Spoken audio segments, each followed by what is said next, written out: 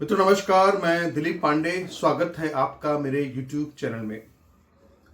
मित्रों, आज हम चर्चा करेंगे इस विषय पर कि किस तरह से पूरे देश के अंदर जिन लोगों ने मनुस्मृति को जलाया था उनके खिलाफ कैसे केस दर्ज हुए और कैसे अब पुलिस जो है उनकी धरपकड़ में लगी हुई है। कैसे ये लोग भाग रहे हैं और पुलिस जो है इनको दौड़ा रही है।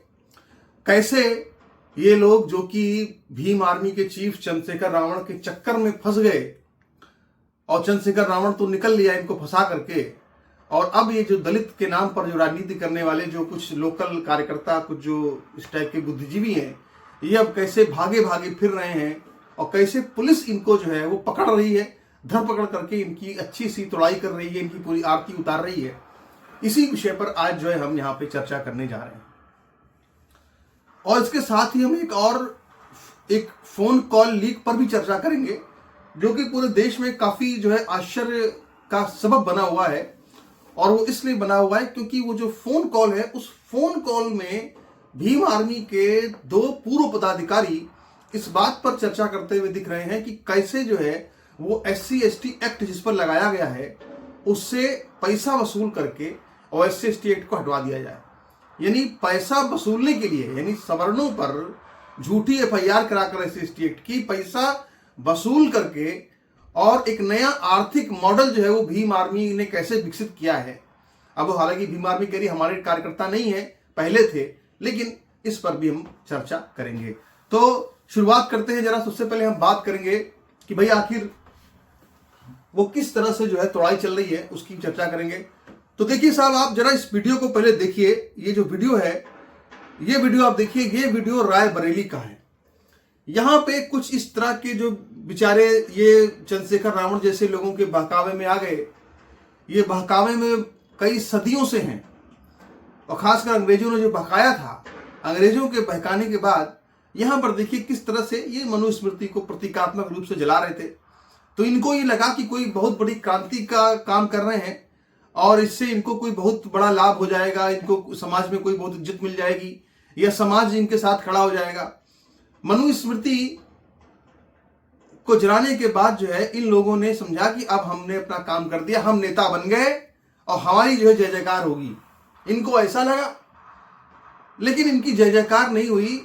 इनको जो है मिले हैं पुलिस के डंडे, पुलिस के डंडे मिले।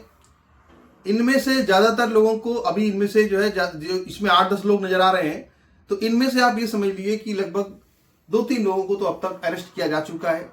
रायबरेली पुलिस ने इन लोगों को अरेस्ट कर दिया है क्योंकि इनके खिलाफ ये केस दर्ज हुआ कि ये लोग ने किस तरह से जो भावनाएं भड़काई, लोगों को आहत किया और इसके लिए इनको जेल में डाल दिया गया। अब आप देखिए कि ये सिर्फ यहीं का मामला नहीं है, उत्तर प्रदेश में रायबरेली में ऐसा हुआ और बनारस हिंदू विश्वविद्यालय के अंदर भी हर साल ये लोग आयोजन करते हैं मनुस्मृति दहन का, कि हम मनुस्मृति जलाएंगे। पिछले साल भी इन लोगों ने आयोजन किया था कि हम मनुस्मृति को जलाएंगे। पुलिस ने इनको मनुस्मृति को जलाने नहीं दिया, बल्कि उल्टे इनको डंडे मार मार के इनकी अच्छी सी इनकी धुलाई कर दी, तोड़ाई कर दी। और इस साल भी यही हुआ कि पुलिस ने BHU के अंदर ये जो लोग वहां पे मनुस्मृति को जलाने का प्रयास कर रहे थे, इन सभी को पकड़ करके जो है वो ले गए। इनमें 3 छात्राएं, 13 छात्रों को जो है वो धर दबोचा गया यूपी पुलिस के द्वारा। तो ये तमाम जो घटनाएं हैं पूरे देश में हुई, इन सब घटनाओं में आज हो क्या रहा है? आज हो ये रहा है कि जो भीम आर्मी का चीफ था, अगर आप यहां पर देखें वीडियो को, तो ये भीम आर्मी का जो चीफ था, इसी ने यहाँ पे इस तरह का एक पोस्टर बना करके ये ऐलान किया था, आंदोलन करने के लिए लोगों को भड़काया था कि भैया 25 दिसंबर 2025 को सब लोग आ जाना और आ करके जो है वो मनुस्मृति का दहन करना। ठीक है, अब ये सबको भड़का करके मनुस्मृति का दहन के बारे में लोगों को गुमराह करके चला गया। अब इसके बाद ये भाई जो है चंद्रशेखर रावण, ये तो आराम से, इसके बाद देखिए यहाँ पे कैसे ये इसका वीडियो एक राजू वाल्मीकि करके हैं, राजू वाल्मीकि चौहान नाम के एक ट्विटर हैंडल चलाते हैं। उन्होंने लिखा अपने ट्विटर पर कि ये सबको मनुस्मृति के नाम पर भड़का करके लोगों को अंदर करवा करके चला गया और खुद जो है बढ़िया आराम से इसके बाद ग्रीन टी पी रहा है। तो ये इसकी जो वीडियो है, ये वीडियो भी बड़े दिलचस्प हैं चंद्रशेखर रावण के, जो कि एक इसकी कोई पहले गर्लफ्रेंड थी जो कि विदेशों में रहती थी, और अब इसके खिलाफ हो गई है रोहिणी घावेरी। तो उसने इसके बहुत सारे ऐसे जो लीक्ड वीडियो हैं इसके, वो इस तरह के इसके लगातार जो है वो अब वो जारी करती रहती है। तो अभी यहां पर चर्चा जरा ये करनी जरूरी है, चर्चा ये करनी आवश्यक है कि ये पाखंड किस तरह का है, यानी ये जो पाखंड है ये पाखंड किस तरह का चल रहा है। और वो भी तब कि जब मायावती का एक इंटरव्यू में एक बयान भी वायरल है जिसमें मायावती ने खुद भी ये बात कही कि डॉक्टर अंबेडकर ने कभी भी मनुस्मृति नहीं जलाई थी। उस पर जोर दिया कि अंबेडकर ने कभी मनुस्मृति नहीं जलाई थी। तो अब देखिए कि दरअसल अगर इस बात को आप समझें, इस बात को आप देखें कि किस तरह का पाखंड जो है वो देश के अंदर 25 दिसंबर 2025 के नाम पर खेला जाता है। मैं आपको तुलना करके दिखाता हूं। हमारे बगल में ही बांग्लादेश है और हम यहां भारत में हैं, आप देख रहे हैं। और आप देखिए कि बांग्लादेश के अंदर दीपू चंद्र दास जो कि एक दलित है, उसको जो है एक किताब के हवाले पर एक किताब का नाम लगा करके, नारे लगा करके, ईश निंदा के नाम पर उसको जिंदा जला दिया गया। एक दलित को जिस किताब के समर्थकों ने जिंदा जला दिया, मार डाला, उस किताब के खिलाफ चंद्रशेखर रावण की बोलने की औकात नहीं है। उस किताब के विरुद्ध में कुछ भी कहने की चंद्रशेखर रावण की हिम्मत नहीं है। लेकिन वो किताब मनुस्मृति जो कि इनके पूर्वजों के लिए रोजगार की गारंटी बनी, और रोजगार की गारंटी कैसे बनी? उस जमाने में इतने बड़े बड़े अर्थशास्त्री नहीं हुआ करते थे, लेकिन फिर भी मनु ने एक व्यवस्था दी कि अगर किसी के घर में शादी भी होगी, विवाह भी होगा, तो उस समय भी एक बढ़ई को भी बुलाया जाएगा, एक लोहार को भी बुलाया जाएगा, एक बर्तन बनाने वाले को बुलाया जाएगा, मतलब फूल वाले को। मतलब उन्होंने सबकी समाज में एक व्यवस्था की कि भाई तुम्हारा रोजगार यहां से चलेगा। वो एक राजा थे, उन्होंने अपनी पूरी प्रजा को एक काम सौंपा कि भाई तुमको ये काम करना है, तुमको ये काम करना है, तुमको ये काम करना है। और वो जाति नहीं थी, उन्होंने कहा कि अगर तुम चाहो तो अपना काम बदल भी सकते हो। लेकिन उन्होंने एक व्यवस्था करी कि अगर कोई अपने घर में शादी भी करेगा तो उसको इन लोगों से मतलब रखना पड़ेगा। ऐसे नहीं कि शादी खुद ही कर दे और कोई मतलब नहीं है, सबको साथ समाज को लेके सबका समाज में सहयोग होगा। इस तरह के सहयोग की भावना से महाराजा मनु ने एक मनुस्मृति का विधान जो चल रहा था देश के अंदर, तो हमें उससे कोई तकलीफ नहीं है कि वो विधान हट गया नहीं हटा, उससे हमें कोई मतलब नहीं है। मनुस्मृति आज कहीं मिलती भी नहीं किसी घर में, लोग घर में मनुस्मृति होती भी नहीं है। लेकिन मनुस्मृति के नाम पर किसी के कान में शीशा पिघलाकर डाला गया हो, ऐसी पूरे 75 साल में एक भी घटना आजादी के समय की बात की नहीं है। जबकि आजादी के समय के बाद की अगर हम देखें पिछले 75 सालों में, तो बांग्लादेश और पाकिस्तान में किस तरह तड़पा तड़पा करके खत्म कर दिया गया वहां पे दलितों को। और ये बात मैं इसलिए कह रहा हूं क्योंकि बांग्लादेश के अंदर आज भी जो वहां पे जो हिंदू बचे हुए उनमें 90% जो है वो दलित हैं। वहां पे अभी जो आंकड़ा आया है, वो आंकड़ा कल के आंकड़ा आया है कि बांग्लादेश के अंदर ऐसे 75 मामले सामने आए हैं जहां पर कि ईश निंदा का नाम लगा करके हिंदुओं को मार दिया गया। तो वो हिंदू कौन है? जब वहां पे 90% दलित ही बचे हैं तो दलित ही तो हैं, और कौन है? लेकिन देखिए इसके बाद भी जो चंद्रशेखर रावण है वो ये तो कहता है कि मनुस्मृति दहन दिवस मनाएंगे, लेकिन जिस किताब के हवाला दे करके वहां पे मुल्ला मौलाना भड़का करके और दीपू चंद्र दास को की हत्या कर देते हैं, उस किताब के विरोध में या उन मुल्ला मौलानाओं के विरोध में बोलने की हिम्मत जो है वो चंद्रशेखर रावण के अंदर नहीं है।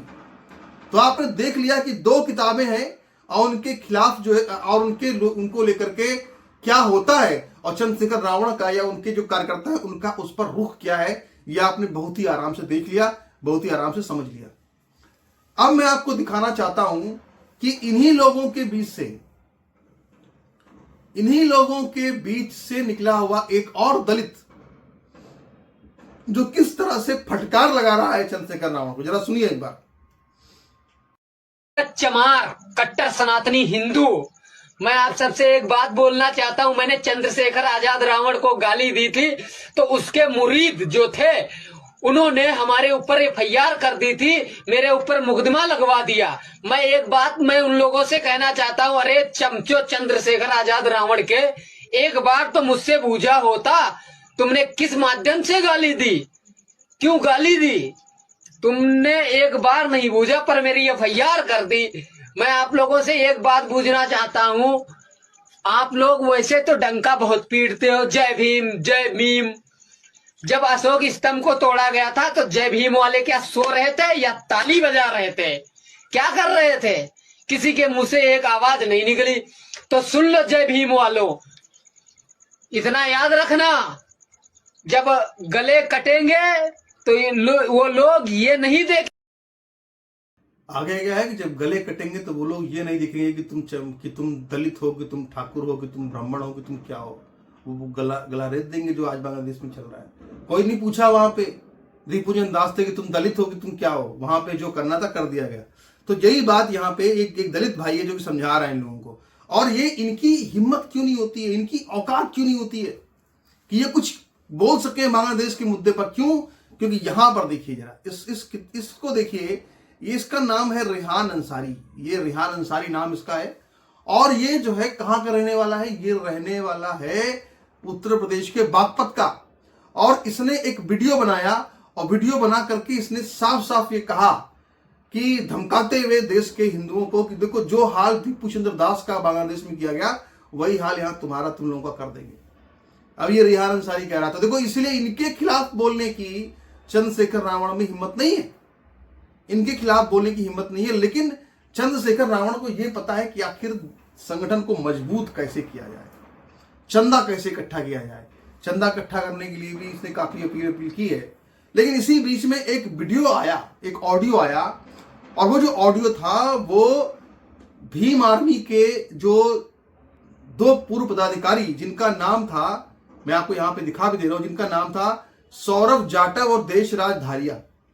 इन दोनों के बीच में इस बात को लेकर के फोन पर झगड़ा हुआ कि भैया, ये जो SC/ST एक्ट झूठा लगा करके पैसा वसूला, जो लगाया गया है, इससे जो पैसा वसूलना है केस वापस करने के लिए, वो सौरभ जाटव रखेगा कि देशराज धारिया रखेगा। अभी हाल ही में रवि किशन ने संसद के अंदर एक मुद्दा उठाया और कहा कि भाई SC/ST के नाम पर, ये जो एक्ट के नाम पर बहुत झूठे मुकदमे लगाए जा रहे हैं, इस पर सरकार विचार करे।